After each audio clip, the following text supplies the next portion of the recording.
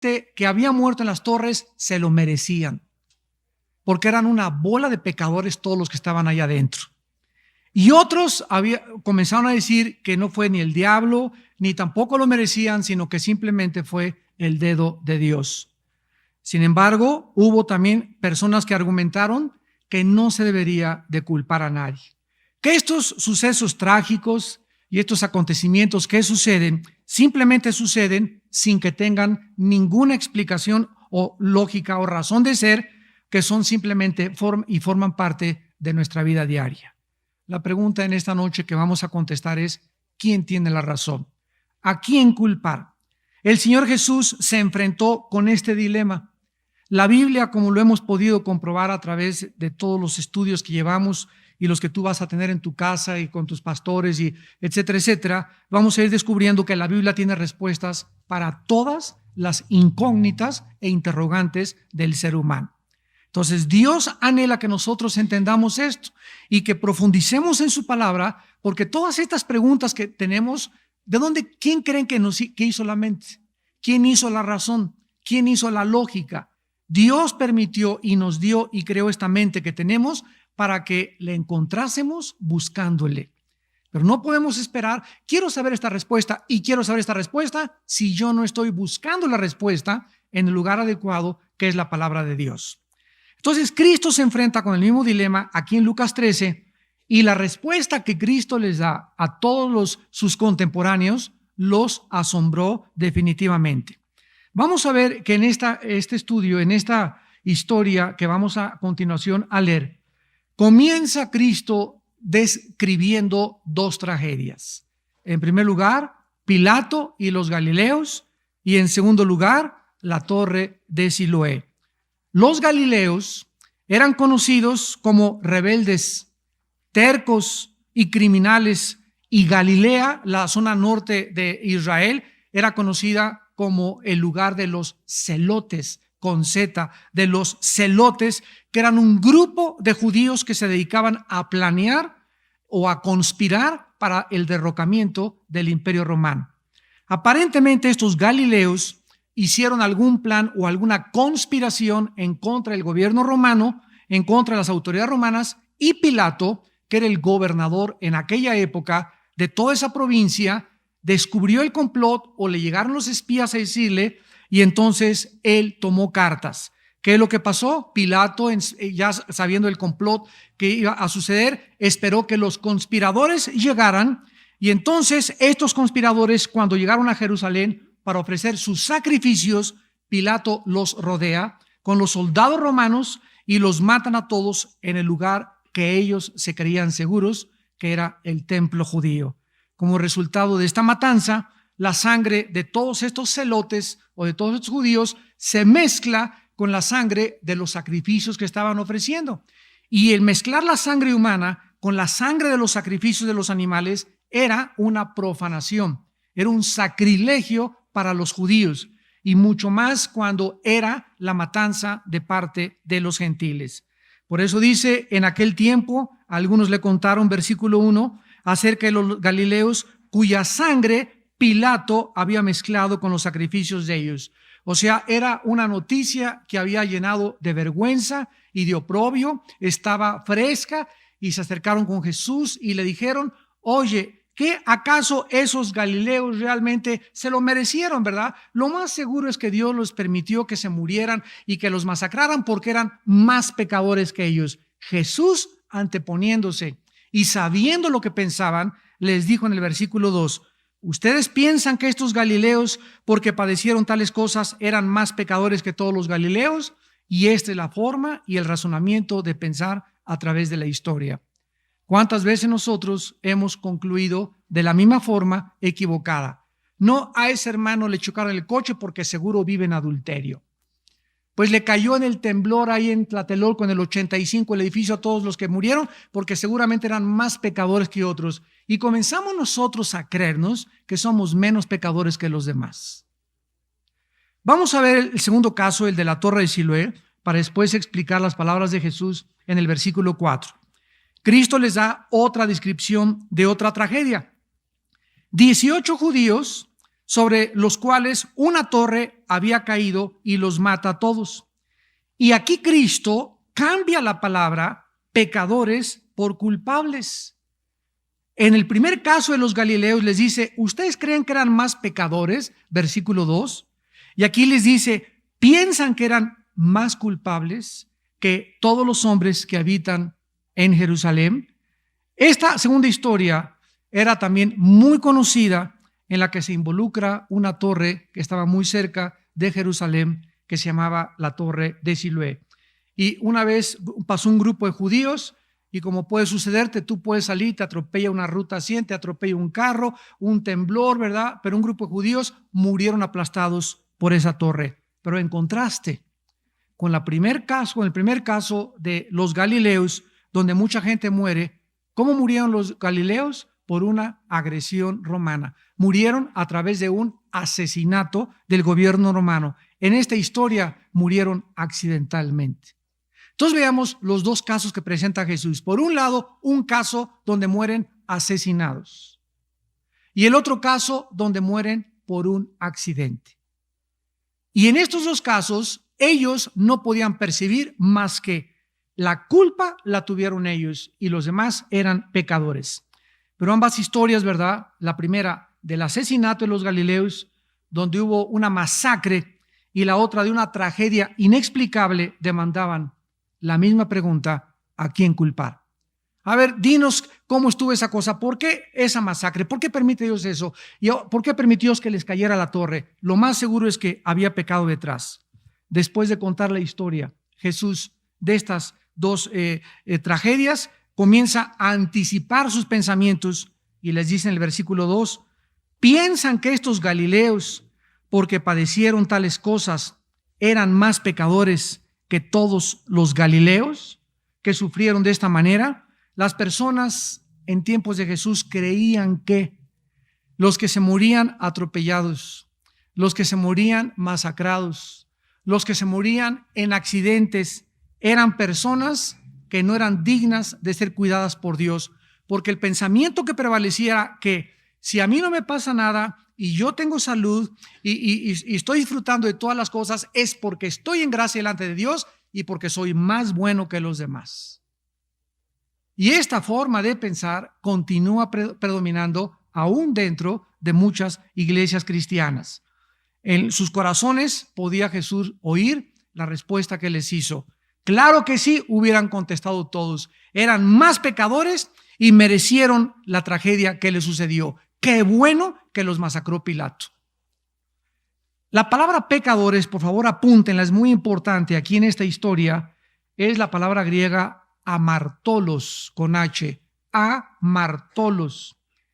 Y puede tener dos implicaciones y dos significados. Uno, se puede referir a los judíos religiosos que observaban las ceremonias, las liturgias, las fiestas, las peregrinaciones, los días de reposo, y Jesús les podría estar diciendo esto a ellos. ¿Ustedes creen que estos que murieron, o sea, estos galileos que eran celosos de la religión, murieron porque no guardaron la ley judía? ¿O porque no iban el domingo a la iglesia? Y por eso les vino este juicio tan terrible. Y la mayoría hubieran contestado, amén, amén. Lo merecían. ¿Cuántos de nosotros también muchas veces, verdad? Cuando una familia, por ejemplo, no va a la iglesia el domingo, ya esa familia ya se fue a Garibaldi el sábado en la noche, ya apostataron, y porque no fuiste, y que andas caído, estás camino a la apostasía, y a lo mejor, ¿verdad? Esa familia fue durante 4 meses a la iglesia y un domingo decidieron irse a Chapultepec o a otra cosa, pero ya los clasificaron como de lo peor, porque los buenos, los santos, los perfectos no pueden fallar el domingo a la iglesia. Ni una tacha pueden tener siquiera. Y también puede referirse a las personas que quebrantaban la ley abiertamente. Estos son los que asociaban con Jesús, como los colectores de impuestos, las prostitutas y los borrachos. Entonces, pecadores no solamente son los borrachos, las prostitutas, los colectores de impuestos, los borrachos, paranderos y jugadores, sino que esta palabra también se aplica a personas que son sumamente religiosas y que desde la perspectiva de Dios están en el mismo nivel de pecado que la peor de las prostitutas. Cuando Jesús comenzó a penetrar esto y comenzó a abrir el panorama acerca de qué es lo que hay en nuestro corazón, había dos grupos de personas cuando Jesús vino, unos que representaban a la ley y a la religión. Eran hombres intachables, se podría decir inmaculados, se llamaban los fariseos. Este tipo de personas cumplían, le eran fiel a su esposa, diezmaban, iban a estudios bíblicos, todo lo que la religión les demandaba en el judaísmo, lo cumplían al pie de la letra. Y por otro lado, estaban en la calle las prostitutas, los borrachos, los colectores de impuestos, a quienes los religiosos, por considerarse religiosos, veían como inferiores y ellos se sentían más buenos que los borrachos y las prostitutas. Y una vez Cristo los asombra al decirles al grupo que representaban la religión de esos días: en verdad les digo que los borrachos y las prostitutas van delante de ustedes al reino de mi Padre. Y en ese momento nosotros, pero sí, yo le he sido fiel a mi esposo siempre, nunca me he divorciado, nunca he hecho... El mochorejas, ese sí es pecador, ¿verdad? Y el que le cortó en pedacitos al niño, ese también es pecador. Y la prostituta que está, esa también es pecadora. Yo nada más en mi mente le he sido fiel a mi esposa, ¿verdad? Y veo pornografía de vez en cuando escondidas, una canita al aire, pero no como ese que le dicen Juan Camaney. Y esta manera de pensar en la que nos comenzamos a colocar, porque no hemos hecho los pecados que nosotros, desde mi perspectiva, desde mi juicio, considero más graves, como secuestrar, matar, asesinar, etcétera, etcétera, me considero mejor que los demás.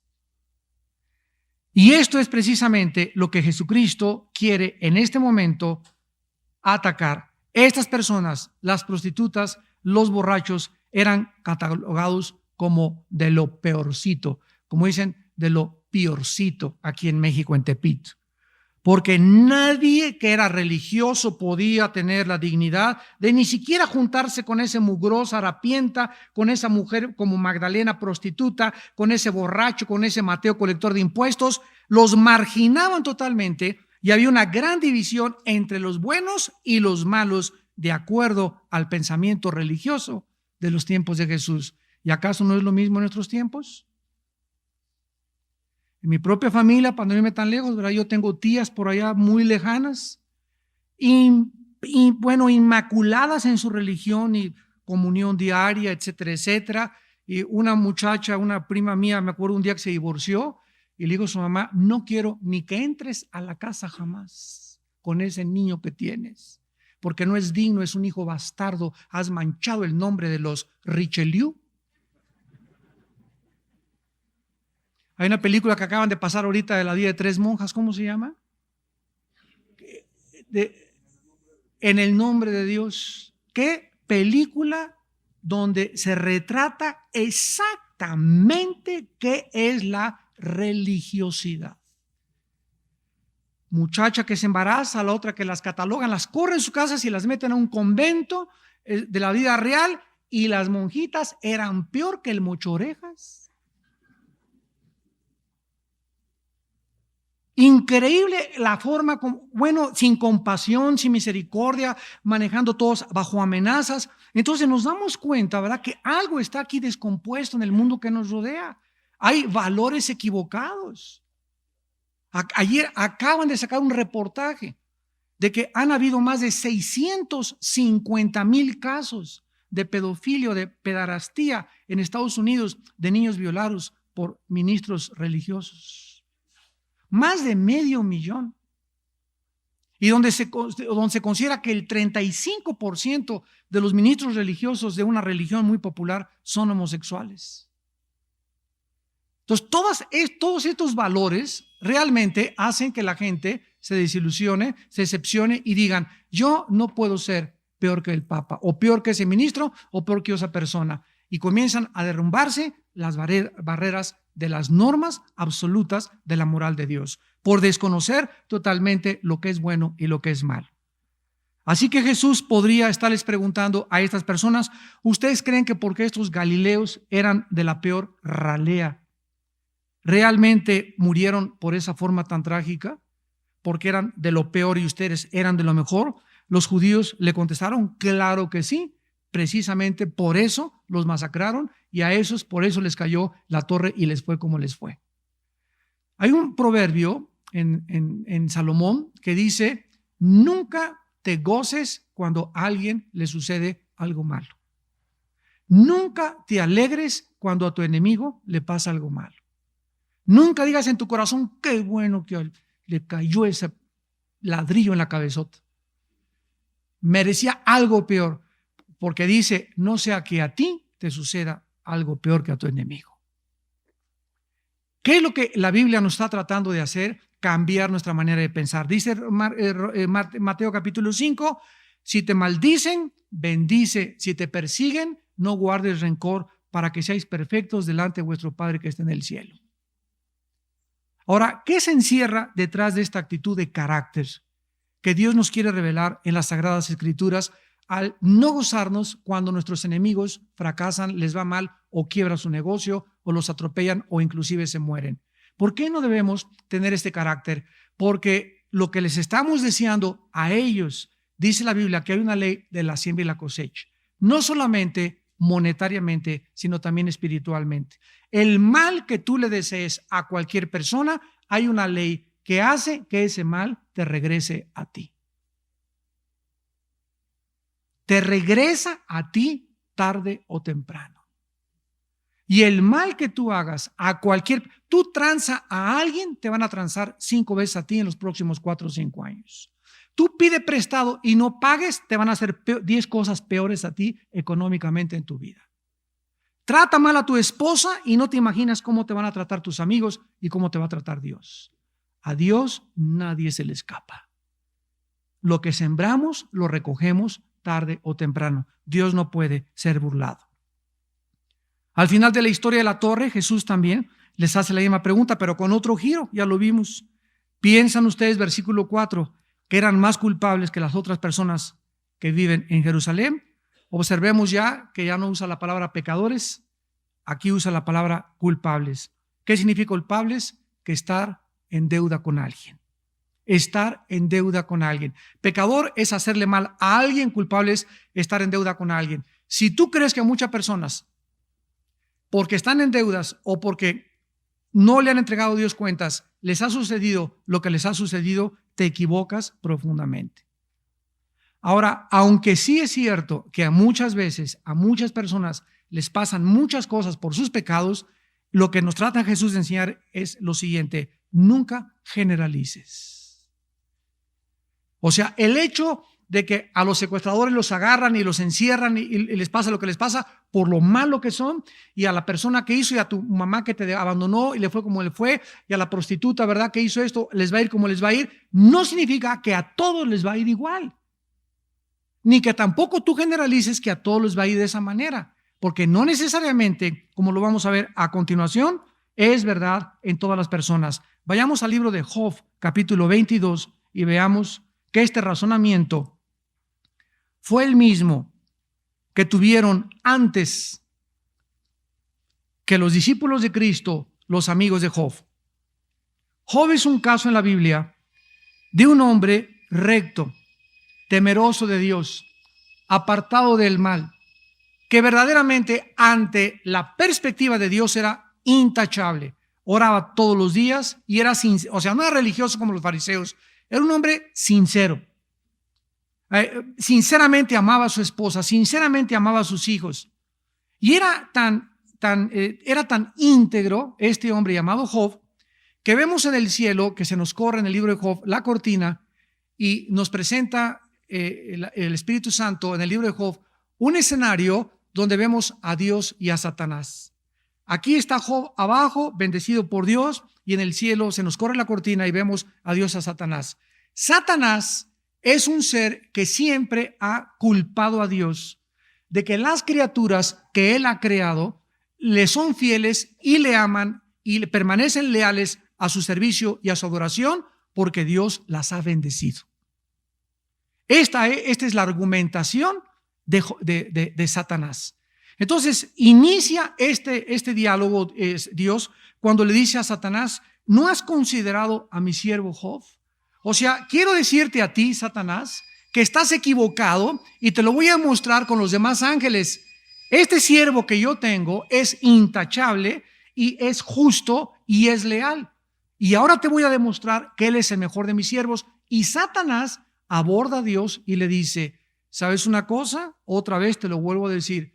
Él es bueno, intachable, justo e íntegro porque le has rodeado, le has protegido. No me dejas a mí acercarme a él y así pues cualquiera te puede ser fiel. Y Dios le dice, ¿sabes una cosa? Voy a demostrar al universo entero que tú eres el mentiroso por naturaleza. Voy a quitar el cerco y te doy permiso que le hagas lo que tú quieras a mi siervo, menos quitarle la vida. Satanás se viene contra Job con todo lo que tiene, le quita el ganado, le quita a sus hijos, le quita su casa, le quita sus vestidos y además de todas las cosas que le quita la salud. Entonces, inmediatamente ante esta situación y ante este escenario, los amigos filósofos de aquel tiempo se acercan con Job, que tenían el razonamiento de no es posible que este hombre haya perdido todo. Y además, la peor de las tragedias es que le dejó a la esposa. ¿Por qué digo la peor de las tragedias? No, porque ahí les encargo estar casado con una mujer como la que tiene a Job. Ahí les encargo. Lo primero que hizo esta mujer fue maldice a Dios y muérete. Ya píntate, viejo. Ya para qué te quedas así, mejor córtate la garganta y maldice a Dios y ya desaparécete de aquí. Y Job, a pesar de todas esas cosas, soporta a su esposa y lo más tremendo de toda la historia es que al final aparece la misma esposa dándole el doble de hijos a Job, mostrándonos el Espíritu Santo que las mujeres en las tragedias son más sensibles y más aprensivas que los varones, no todas, la mayoría. O sea, emocionalmente es más susceptible la mujer de derribarse y desanimarse que el varón, aunque repito, hay excepciones de mujeres mucho más fuertes que muchos varones, pero estamos hablando generalmente. Las excepciones no rompan las reglas. Y en Job 22, del 4 al 11, veamos el razonamiento de Elifaz temanita. ¿Y qué es lo que, de acuerdo a su concepto, le estaba pasando a Job? Dice Job 22, versículo 4, ¿acaso te castiga o viene juicio contigo a causa de tu piedad? Por cierto, tu malicia es grande y tus maldades no tienen fin. ¿Te suena conocido esto? Porque sacaste prenda a tus hermanos sin causa y despojaste de sus ropas a los desnudos. No diste de beber agua al cansado y detuviste el pan al hambriento. Pero el hombre pudiente tuvo la tierra y habitó en ella el distinguido. O sea, lo estaba acusando de calumnias y de nepotismo. O sea, hiciste a tus hermanos diputados y gobernadores y a los pobres te olvidaste de ellos. A las viudas, versículo 9, enviaste vacías y los brazos de los huérfanos fueron quebrados. Por tanto, hay lazos alrededor de ti y te turba espanto repentino. Oh tinieblas, para que no veas y abundancia de agua te cubre. Nos damos cuenta qué equivocados estaban los amigos de Job de juzgar que lo que le estaba pasando era porque ellos eran más buenos que él, por lo que a él le sucedió indicaba que él era más pecador que todos los demás. Y lo más seguro es que se había clavado el pan, no había alimentado a las viudas, no había ayudado a todos los pobres, cosas que no podían ser ciertas, ya que el veredicto de Dios, desde el versículo 1, capítulo 1, dice, mi siervo era intachable. Era perfecto y recto y temeroso de Dios. Y siempre nosotros vamos a continuar viendo este tipo de juicios dentro de la misma iglesia, donde cantidad de personas juzgan a un hombre que ha caído en pecado o a una mujer que ha caído en pecado, le ponen una X y para ellos Dios no los puede nunca volver a usar. ¿Se imaginan ustedes el caso de David que asesina y comete adulterio y la Biblia le llama un hombre conforme al corazón de Dios? ¿No se te hace esto una contradicción? ¿No hay una aparente incongruencia en estos pensamientos? Por un lado, un hombre es llamado conforme al corazón de Dios y por otro lado, adúltero y asesino. Te voy a decir cuál es el puente de esta aparente incongruencia que une los dos pensamientos y lo funde en uno solo. David fue un asesino y un adúltero. Escúchame, lo fue. Lo fue. Y cuando él obtuvo el perdón, eso que él hizo quedó totalmente borrado de su expediente, quedó sepultado bajo el océano, y de ahí en adelante David comenzó a vivir conforme al corazón de Dios. Nunca se nos olvide que nuestros pecados, Dios no se vuelve a acordar de ellos. Anoche me hablaron de Ciudad Juárez. Un hermano discípulo que tuve hace muchos años y me dice: Armando, tenemos un caso en la iglesia de una señora que está perdiendo la razón. ¿Qué pasó? Me dice: mira, ya balbucea, dice cosas rarísimas, cambia la voz, etcétera, etcétera. Le dijo: bueno, mira, para comenzar, esa señora tiene un demonio, pero definitiva e inequívocamente. Y le digo: cuéntame más acerca de sus antecedentes. Y me dice: es una señora que tuvo un aborto. Y ya meses antes, en la noche se levantaba y decía: yo maté a un niño, no, Dios no me puede perdonar. Y durante muchos meses comenzó a traer del pasado el pecado que ella cometió. Y escúchenme, esta mujer se decía cristiana, pero esta mujer, como muchos seres humanos que están dentro de las iglesias, no es verdad que han aceptado ser perdonadas en la cruz. Y siguen atormentándose y siguen viviendo y cargando con los pecados pasados. Y le dije a los pastores que me hablaron, porque nos pusimos en línea 5 pastores a través de celulares y de teléfonos y de Telcel y de todo y de radios. Estaban ahí 4 pastores en las 4 líneas. Y le dije: miren, es muy importante que esta mujer, en primer lugar, acepte a Jesucristo y crea lo que sucedió en la cruz del Calvario. Tal vez ni siquiera se lo han explicado en la iglesia. En la cruz del Calvario, Dios nos da un perdón en la que dice: si tus pecados fueren como el carbón, como la blanca lana vendrán a ser. Isaías 1:18. Hebreos capítulo 8: y nunca me acordaré jamás de tus pecados. 2 Corintios 5, 21 al 27, el que está en Cristo nueva criatura es, las cosas viejas pasaron, todas son hechas nuevas.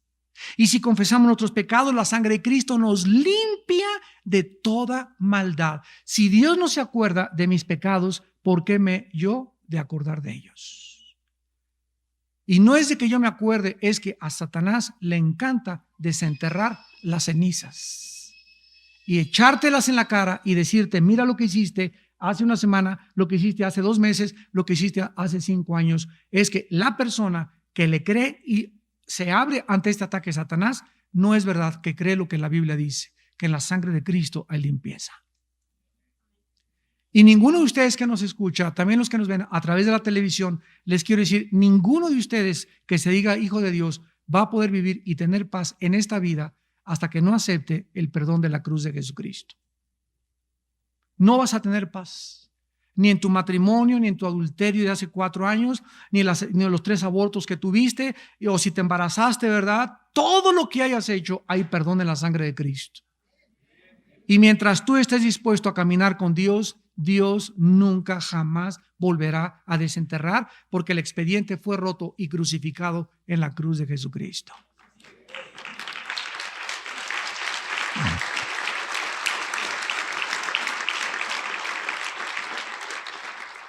¿Por qué estos galileos murieron?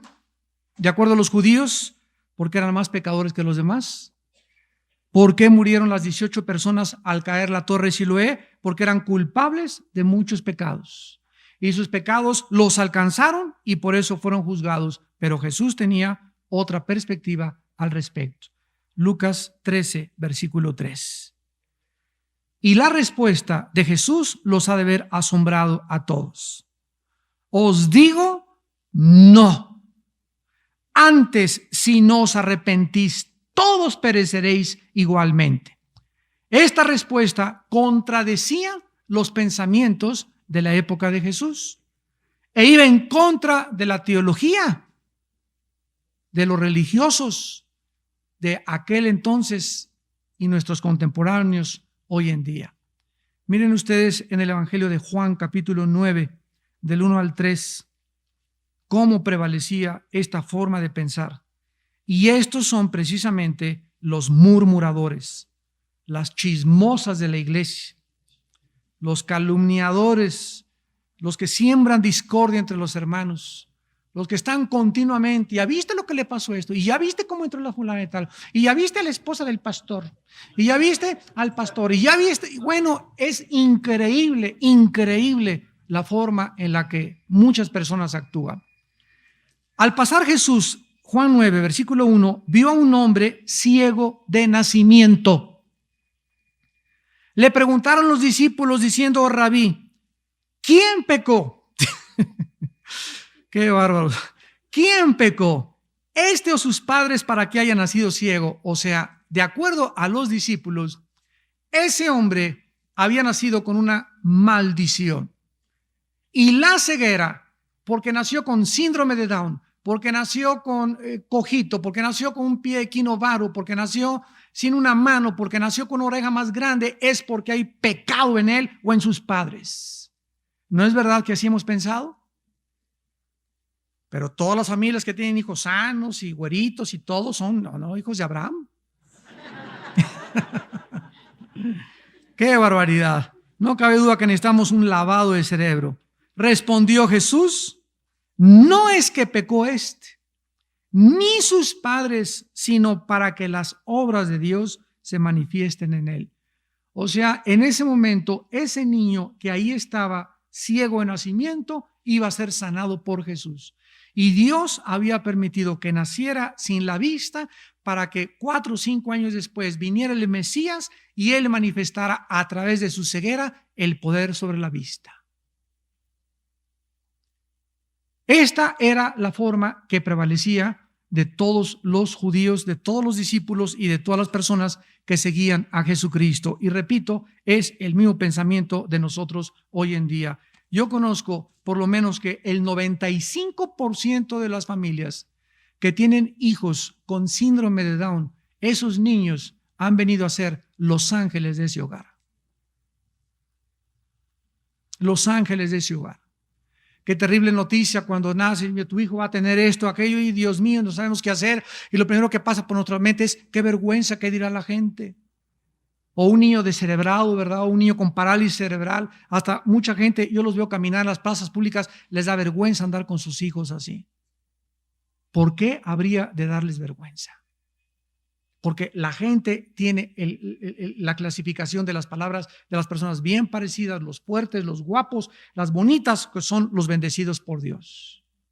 Es la forma de pensar de los seres humanos que Dios nos quiere cambiar. Todos nosotros hemos leído historias, sobre todo, ¿verdad?, en el siglo XXI, y sentimos algo de alivio, porque cuando algo va a suceder en nuestra vida, no significa que seamos necesariamente pecadores, ni que te atormentes porque me pasó esto, porque me pasó aquello, etcétera, etcétera. Si tú tienes paz en el momento de que te van en la ambulancia, si tienes paz en el momento que a tu suegra le cayó todo el techo de un edificio, o a tu esposo, ¿verdad?, o tu hijo, o lo que sea, etcétera, etcétera, en ese momento hay las dos perspectivas, ¿verdad?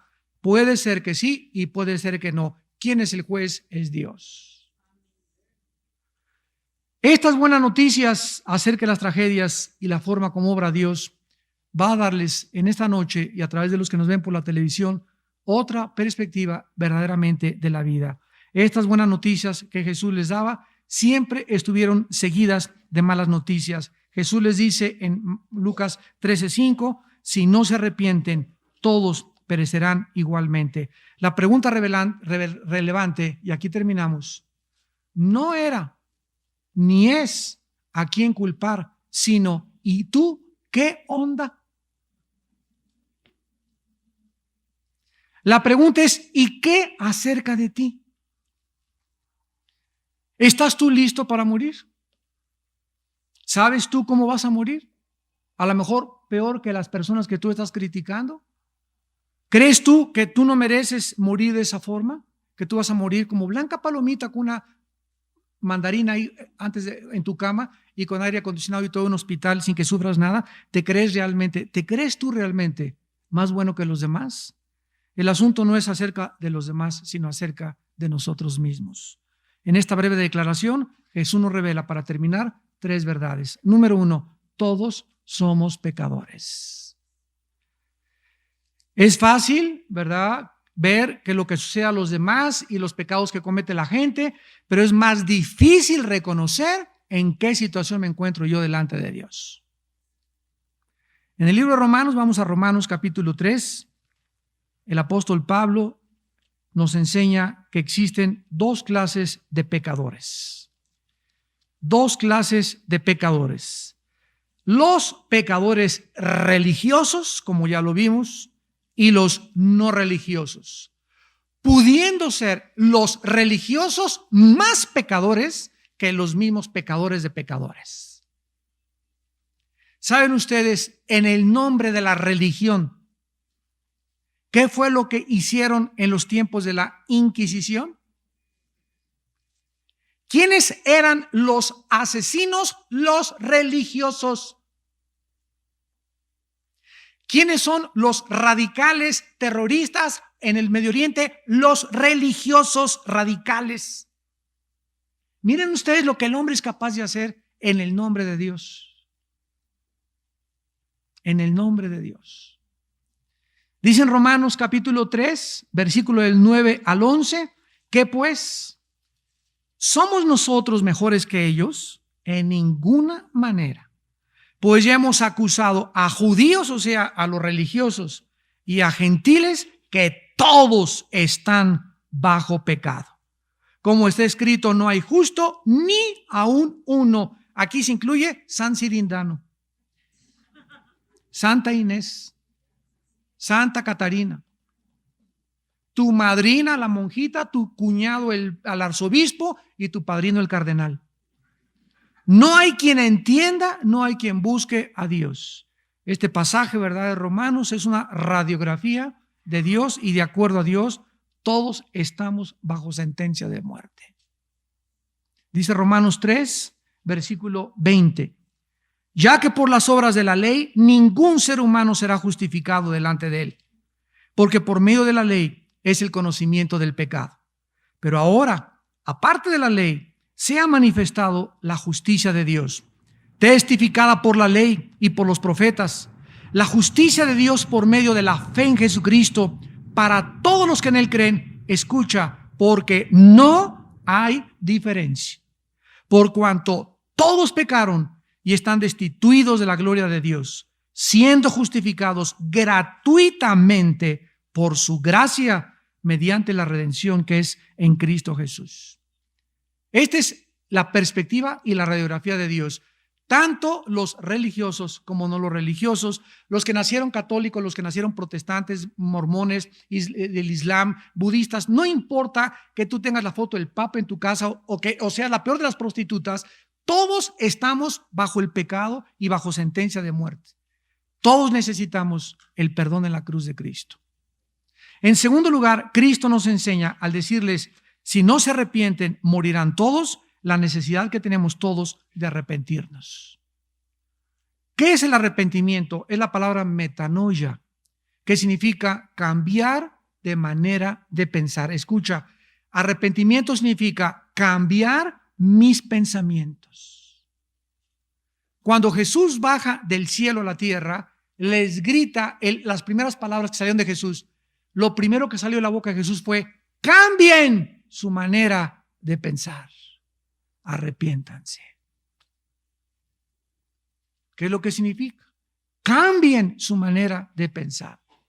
O sea, cuando baja Jesús, el ser humano estaba con programas, con softwares equivocados. Así como tú que nos estás viendo tal vez por la televisión, tienes un programa. ¿Quién te lo metió? Carlos Marx, tu religión, Nietzsche, Jean-Paul Sartre, en la dianética, los musulmanes, los gurús, etcétera, etcétera. Todos tenemos programas que provienen del mundo. El que de arriba viene es sobre todos, y el que es sobre todos es Dios. Y Jesús dijo, yo vengo a revelarles la verdad. Y el día que ustedes conozcan la verdad los hará libres. Todos necesitamos cambiar nuestra manera de pensar. Una vez una persona me dijo, Armando, a ti te lavaron el cerebro. Y les dije, bien que lo necesitaba. La pregunta es, no quién me lavó el cerebro, sino a ti quién te lo lavó, le contesté. A mí me lo lavó Jesús. Y la Biblia me lo sigue lavando todos los días. Porque la palabra de Dios dice que si no cambiamos nuestra manera de pensar es porque no estamos arrepentidos. Si tú dices que eres cristiano y sigues con los mismos prejuicios religiosos, con el mismo juicio, con la misma religiosidad, con la misma murmuración, ¿cómo es posible que digas que eres cristiano? Si el cristiano es una persona que ha renovado sus pensamientos, su perspectiva de ver la vida, su perspectiva de ver la persona, ¿cómo puedes decirte que eres cristiano y deberle dinero a alguien? ¿Cómo te puedes llamar cristiano y transar a tu prójimo? Eso significa que sigues pensando que el que no transa no avanza. Esa es la filosofía de la mercadotecnia y del mercantilismo que vivimos, pero Jesús viene y me dice, el segundo mandamiento es, ama a tu prójimo como a ti mismo. En esto está cumplida toda la ley y los profetas. Entonces, Dios nos expone, nos desnuda totalmente delante de su ley. Y en tercer lugar, debemos arrepentirnos cuando hay tiempo. Después de contestarle la pregunta de la culpa, y habiendo hecho ya el llamado al arrepentimiento, veamos la parábola que Jesús les cuenta en Lucas 13, versículo 6. En esta parábola, nosotros somos la higuera. La persona que viene a buscar el fruto es la muerte. Y Dios es el jardinero. Cuando la muerte viene a buscarnos, Dios le contesta a la muerte y le dice, un momento, le voy a dar otra oportunidad. Le voy a dar chance. Ahí va en la ambulancia, le dieron un balazo, lo asaltaron, le voy a dar oportunidad. Voy a fertilizar un poco más alrededor de su vida.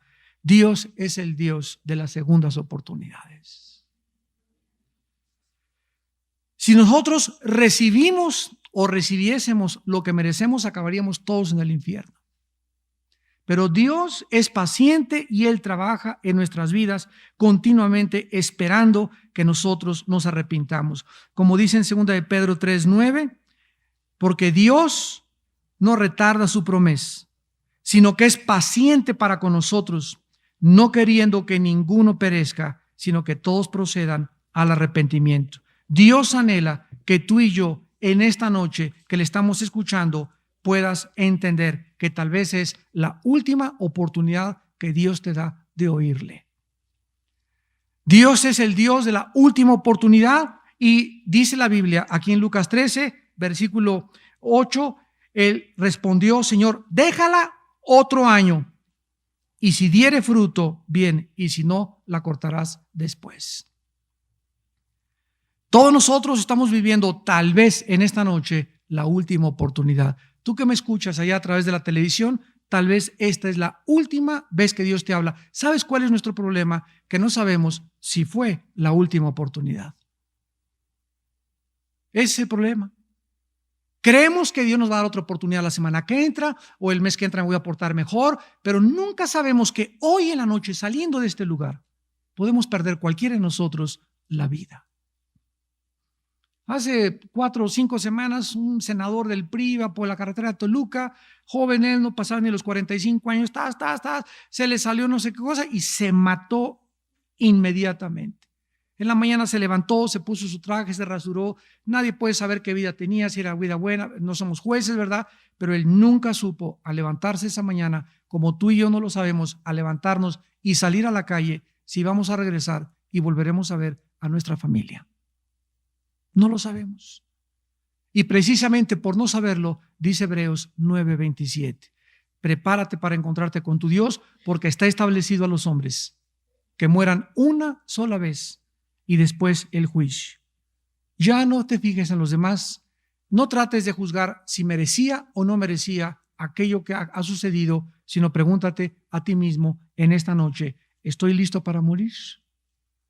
¿Estoy listo porque a lo mejor puedo morir a través de un asesinato, a través de una tragedia, a través de un accidente? Nunca sabemos cuándo, pero en esta noche prepárate para encontrarte con tu Dios. Oremos.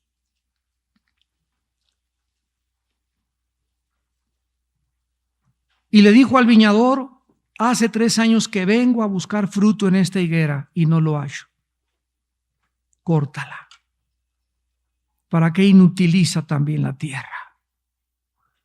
Oh Dios, tú estás hablándole a mucha gente en este momento y le estás diciendo: hijo, hija mía, tengo muchos años esperando que des fruto. He buscado en tu vida la santidad, que es el fruto más grande que podemos tener. He buscado en tu vida y te he esperado que cambies tu actitud con tu esposa, que cambies tu actitud con tu esposo, con tus hijos, con tus empleados, con tu prójimo. Y no me has hecho caso. La ley y la justicia que he establecido en el cielo, dice el Señor, me obliga a actuar con justicia, pero siempre a la justicia se antepone mi misericordia. Porque Dios es misericordioso. Su misericordia es más alta que los mismos cielos. Y antes de que Él ejecute juicio contra nuestra vida, nos espera y nos da otra oportunidad. Él respondiendo le dijo: Señor, déjala, no la cortes todavía. No te lleves a esa mujer, no te lleves a ese hombre todavía. Dale otro año de oportunidad. Y si diere fruto, bien, y si no, lo puedes cortar. Padre, te damos gracias porque no estamos ninguno de nosotros en este momento muertos. Porque si estuviésemos muertos no podríamos hacer la decisión.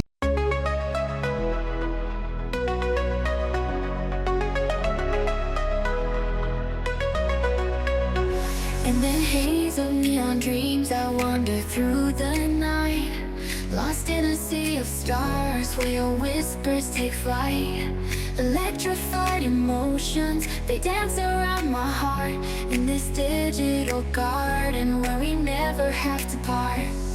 Shadows blend with colors as the beat sets me free. Every note a memory, every rhythm you and me. Echoes of you in synth waves, feel you near in the pulsing haze. It's such a world where we collide. You lost the rhythm in my mind, in my mind. With the glow of city lights, our shadows intertwine in this kaleidoscope of love where the past and future align. With every step I take, I feel your presence strong, and this digital symphony where our hearts belong. Shadows blend with colors as the beat sets me free. Every note a memory, every rhythm you and me. Echoes of you in synth waves, feel you near in the pulsing haze. It's such a world where we collide. You lost the rhythm in my mind, in my mind. And in silence between the beats I find your voice. In the flicker of the lights I see your choice. Together in this dream we'll never fade. In the echoes of our love will always stay. Echoes of you in the synth waves, feel you near in the pulsing haze. It's such a world where we collide. You lost the rhythm in my mind. Music fades away in the quiet of the night. Your echoes stay with me in the softest light. In this digital garden where our love resides. In the echoes of you, I'll always confide. As the music fades away in the quiet of the night, your echoes stay with me in the softest.